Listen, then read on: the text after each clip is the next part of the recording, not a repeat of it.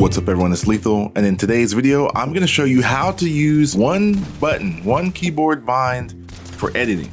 Honestly, it's kind of broken. If you ever have problems with actually getting your edit through, using this method that I'm about to show you, one of the main benefits from now on is that you're never going to have bad click timing with your editing. The only thing you're going to have to worry about is your aim and obviously crosshair placement. But when you press this one key for editing, it's going to have the perfect timing every time. You're not going to get stuck in your edits. You're not going to accidentally pre-edit. Your edits are going to be more smooth and it's going to feel faster. Even if you have high ping, to me it feels like it has lowered my input response time compared to the traditional editing setting.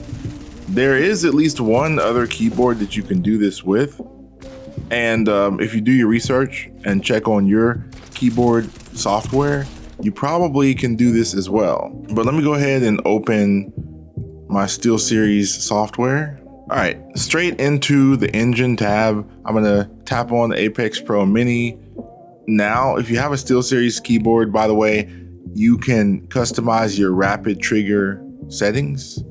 I'm gonna go ahead and click on my Fortnite profile to activate it. And as you can see, little lightning bolts are here indicating that I have rapid trigger set for some of my keybinds.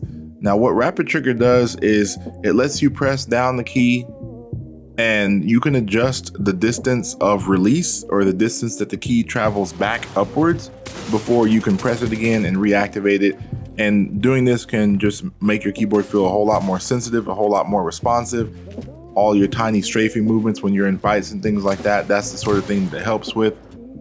So getting right into the settings. The number one question I want to answer before we get any further in this video is this a macro? No, it's not a macro. Can it get you banned?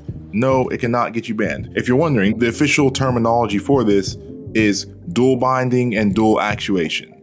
As you can see, like my space bar here, you can see that 2.9 millimeters is the distance you have to press it downward in order for it to activate. And another key, like my A, is like 0.6 millimeters. What the dual binding does is it allows you to press the key, and the initial actuation for my shift key, by the way, is 0.5 millimeters. Well, with a dual binding, I can bind another key, and I have P as my dual binding. In order to activate P, I actually have to set a different actuation. So to make this make sense, if I go to the actuation on my shift key, I barely press it down 0.5 millimeters in order to press the shift button, which is my edit. It's dual binded to P on the keyboard. P on the keyboard doesn't activate until I have it pressed all the way down. So right here it says current actuation mixed because it has two actuations. So what this basically does is it allows me to edit and hold down the key. And while I'm holding it down, it's basically activating P on the keyboard. P is bound to select building edit.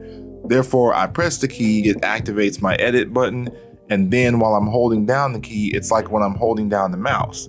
Now, how this helps me out specifically is that my select building edit on my mouse is the same as my aim down sights. The problem with this is sometimes if I have a shotgun or something held out and I go to activate an edit, the aim down sights will activate before the edit goes through. So it has me aiming down sights and therefore slows down my sensitivity mid-edit, throwing off the edit, wasting some mouse movement.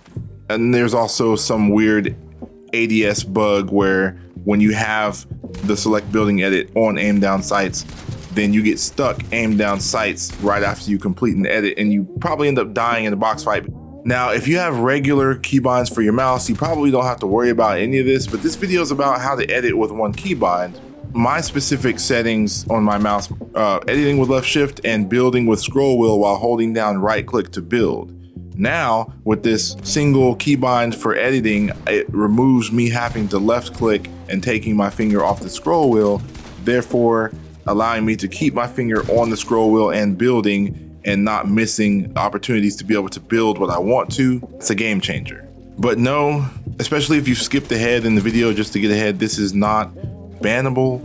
this dual binding is something that you can actually use in game, and the dual actuation. All right, so now that we're in a game, let's go quickly into the smooth crank simulator. So right out the gate, I noticed that editing was so much easier.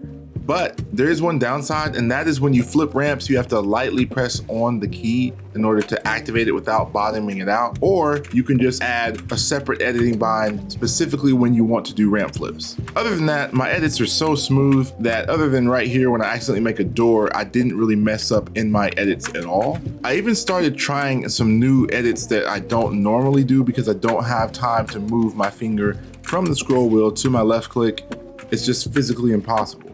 And with this new editing bind, it's given me so much time that not only do my edits look cleaner and I can do so many more of them in a row without messing up, I don't have my own user error getting in the way of my click timing. So my click timing is perfect on every single edit, simply because all I'm doing is pressing my finger down and bottoming out the key in order to select the building edit and holding it down until the edit's finished.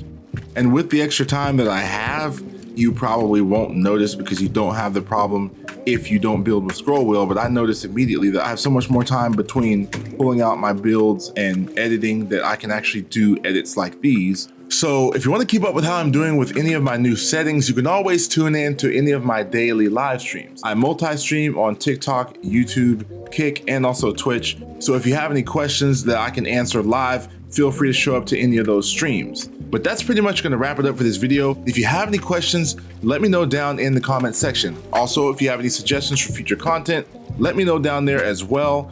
Hope you have a great day, and we'll see you next time. Some kind of butterfly.